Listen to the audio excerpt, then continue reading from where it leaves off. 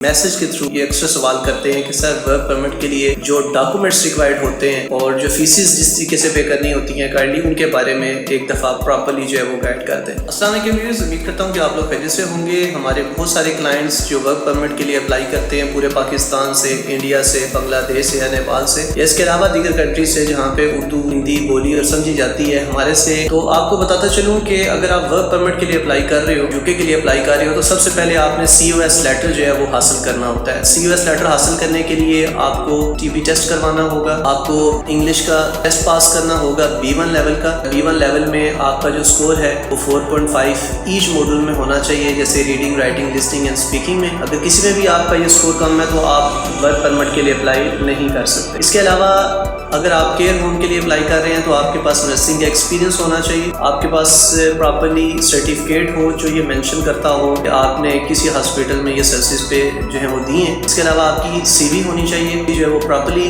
آپ نے بنانی ہے، کہ پراپر جو ہے وہ انٹینشن ہو کہ آپ وہاں پہ جا کے جو ہے وہ ورک کرنا چاہ رہے ہو۔ تو یہ تمام تر ڈاکومنٹس جب آپ آگے فارورڈ کرتے ہیں تو آپ کو COS لیٹر جو ہے وہ جاری ہوتا ہے۔ اگر تو آپ کا انٹرویو لیا جائے تو یہ تو پلس پوائنٹ ہے، وداؤٹ انٹرویو بھی آپ کو لیٹر جو ہے وہ ایشو کر دیا جاتا ہے۔ زیادہ تر کلائنٹس جو ہے وہ ورک پرمٹ پرچیز کرتے ہیں تو ان کو ہاف پیمنٹ جو ہے وہ دینی پڑتی ہے۔ جب آپ کو COS لیٹر ریسیو ہو جاتا ہے تو بقایا پیمنٹ جو ہے وہ آپ ادا کر سکتے ہیں۔ بعد پھر آپ نے جو اپنا کیس پریپیئر کرنا ہے اس میں آپ کو IHS کی فی جو ہے وہ پے نہیں کرنی پڑے گی، صرف ویزا فارمز آپ نے فل اپ کرنے ہیں، بینک اسٹیٹمنٹ بھی شو کرنے کی آپ کو کوئی ضرورت نہیں ہے۔ آپ کو صرف VFS گلوبل کی فی دینی ہے اور UK ہوم آفس کی جو ایمبیسی کی فی ہے وہ آپ نے پے کرنی ہے۔ آپ کا ویزا لگ جاتا ہے، آپ فلائی کر سکتے ہیں۔ یہ ورک پرمٹ آپ کو 3 سال کا اور 5 سال کا جو ہے وہ ایشو ہوتا ہے۔ اس ٹائم ڈیوریشن میں وہاں پہ ورک کر سکتے ہیں۔ آپ کو اسٹے جو ہے بعد کیئر ہوم والے پرووائڈ کر دیتے ہیں۔ کیئر ہوم والے آپ کو یہ ریکمینڈ کرتے ہیں کہ آپ نے اپنی جو رہائش ہے وہ خود مینیج کرنی ہے۔ بہرحال آپ 1 سال میں وہاں پہ جا کے اپنے یہ پیسے جو ہے وہ پورے کر لیتے ہیں، باقی پھر آپ کی جو ہے وہ سیونگ سٹارٹ ہو جاتی ہے۔ اور آپ میں سے بھی بہت سارے کلائنٹس ابھی سوچ رہے ہیں کہ وہ ورک پرمٹ کیسے اپلائی کریں، ان کا کیا پروسیجر ہوگا، ان کے ساتھ کیا معاملہ کیا جائے گا، تو آپ ہمارے سے ہیلپ لے سکتے ہیں۔ نیچے ہم نے اپنا ای میل ایڈریس ڈسکرپشن میں دے دیا۔ ہوپ فلی آپ کو ہماری